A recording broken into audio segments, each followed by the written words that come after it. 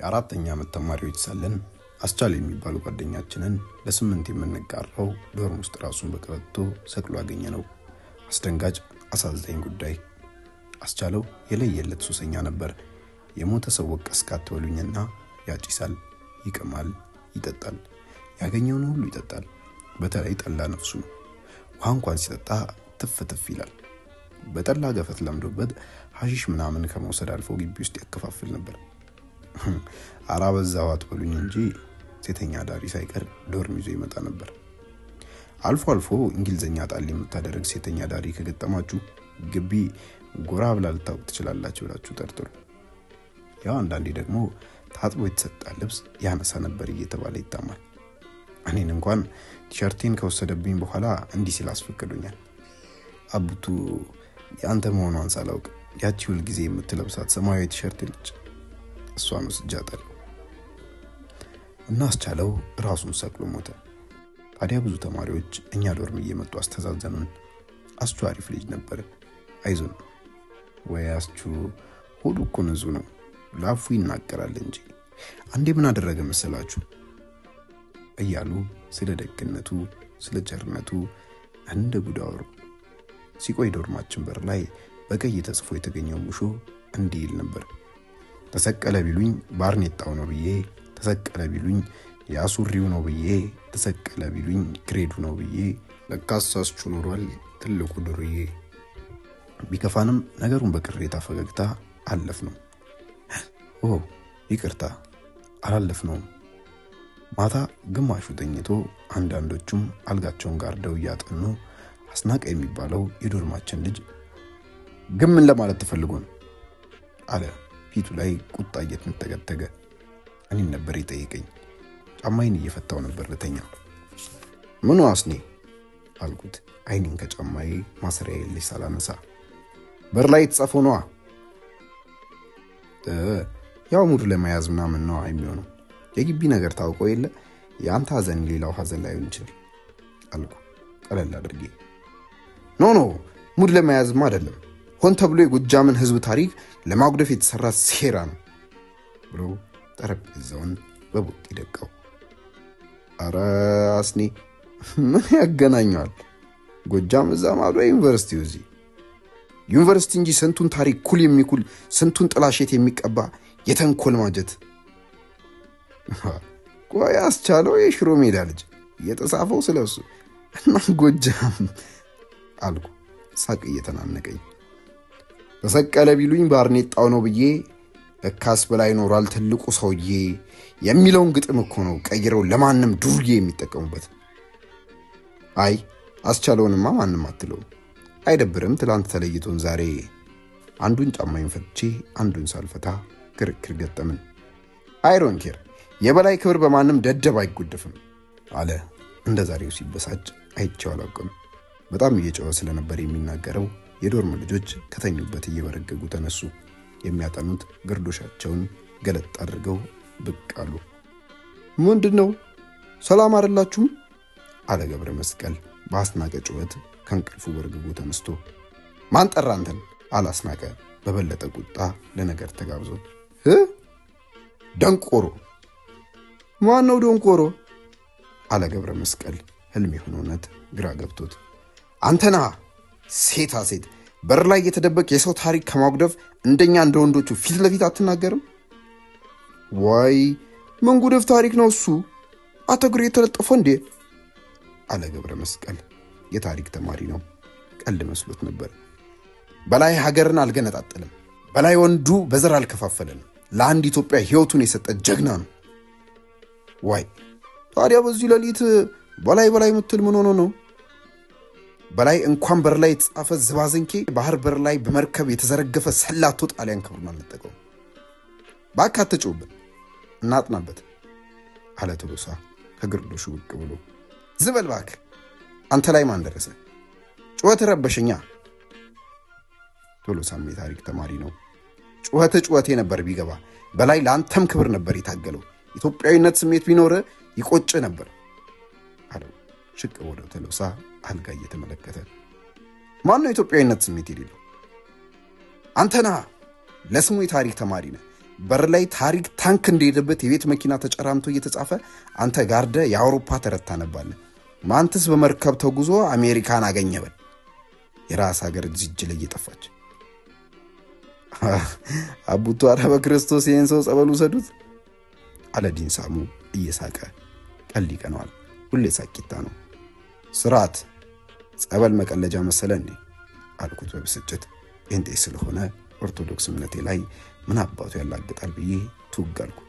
እንዴ ጸበል ያድናል ትሉ የለ እንዴ? መቀለድ ሳይሆን ሞክረው፣ አንተም ከዚህ ብደት ትፈወሳለህ አልኩት አፍጥጬ። በእምነትና በሚስትማ ቀልድ የለም። ሚስት እንኳን የለኝም። እኔማ ቃሉ እንደሚል መዳን በሌላ በማንም የለም ትድኑበት ዘንድ ዝጋ። እዛ የምትሰብከውን ስበክ ሄደ ይንተረተረትን ጌታ ይገጽጽ። ማን ነው አንተ የሚገጽጸው? በብስጭት ካልጋው ላይ ጎትቼ ለወርዶ ስንደረደር የጫማ ማሰሪያዬ አወለካከፈኝና አልጋው ስር ጠቅለል አልኩ። ዲንሳሞ ጭራሽ መዘመር ጀመረ። ነፍሱ በትቢት ያበጠ ጠላት የተገለበጠ ሃሌሉያ ሃሌሉያ ሃሌሉያ።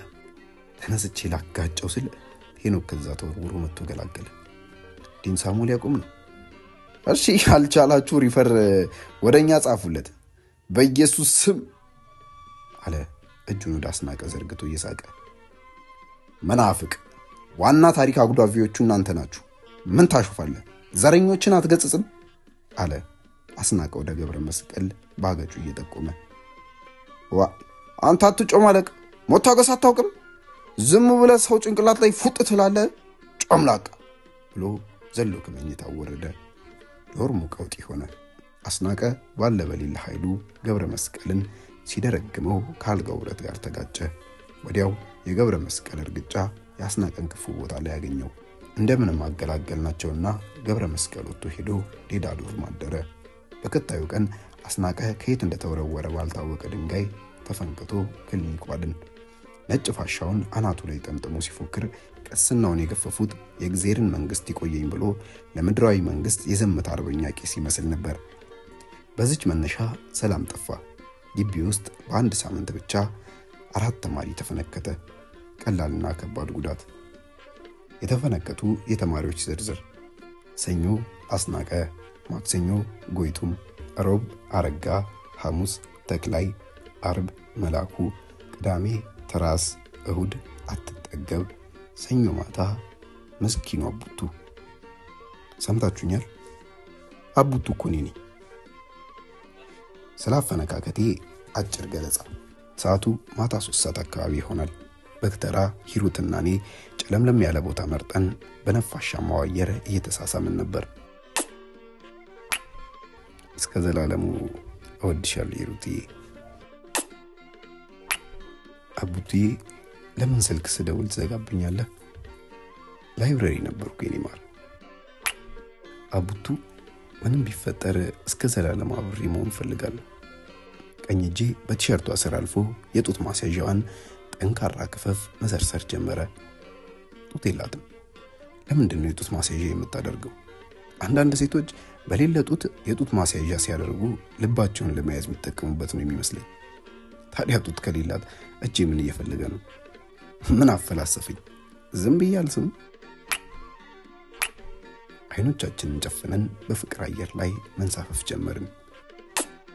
ድንገት ትልቅ ጓ ከፍቅር ሰማይ የሚምዘገዘግ የአየር መቃወሚያ ከነበርኩበት ከፍታ አምዘግዝጎ እውነተኛ ዓለም ላይ የፈጠፈጠኝ ድንጋይ ከኋላዬ ራስ ቅሌን ነረተኝ። ሂሩት ባላላት እንዴ የሚል ሐሳብ ብልጭ አለብኝና ራሴን ስቼ ወደኩ። ክሊኒክ ውስጥ ስነቃ ግቢው ቀውጢ ሆኗል። ፌደራል ፖሊስ፣ የአመጽ መበተኛ መኪና፣ የተማሪ የአመጽ ጩኸት፣ መዝሙር፣ አስቻለው ለምን ሞተ፣ አስቻለው ለምን ሞተ፣ አቡቱ ለምን ሞተ፣ አቡቱ ለምን ሞተ። ምን አቡቱ? አይኔን ስገለጥ የዩኒቨርሲቲያችን ነርስ ያምሮትና 3 ፌደራል ፖሊሶች ቆመዋል። ሲስተር አቡቱ ለምን ሞተ ሲሉ ሰማው። አዎ እንዴት ነው? አረሞት የጠራት ይመስል ድንግጣ አንቺን ወደ ጠይቅሽ እንጂ ተማሪዎቹ እንደሚሉት ሞቻለሁ ወይስ? ከት ብላ ሳቀች። እንደምንም ተነስቼ አልጋው ላይ ቁጭ ስል ስማ አለኝ ፌደራል ፖሊሱ። አቤት አልኩ በድንጋጤ። የጨበጠውን ጥቁር ዱላ ያየው ዱላው አፍ አውጥቶ የጠራኝ ነበር ይመስለኝ። ተሻለ ወይ? ለዚህ ነው እንዴ? አዎ አሁንማ ብዬ ካልጋዬ ወርጄ ወደ በሩ ሳመራ ወዴት ነው አለኝ በግርምት እያየኝ። ወደ ውጭ መለስኩለት። ተመለስ።